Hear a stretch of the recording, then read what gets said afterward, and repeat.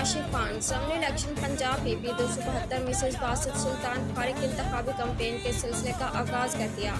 सरदार लियाकत अली खान लगाने ने आज मुख्तलिफ इलाकों और बरादरियों के कट किया। इंशाअल्लाह 17 जुलाई का सूरज ने लीग और बुखारी ग्रुप की जीत की नवीद सुनाएगा। हल्का पीपी 272 बस्ती गंडे वाला मौजा शहर सुल्तान अराई बरादरी ने सरदार लियाकत अली खान की क़यादत में कट किया। इस मौके पर अराई बरादरी के सरकर्दा शख्सियत हाजी अब्दुर्रहीम हाजी अहमद यार और बड़ों ने हमेशा साथ चलने की यकीन दहानी कराई। इस मौके पर मियाँ सईद कादिर दरहज जाम हजूर बख्श जमर और दिगर हमरा थे।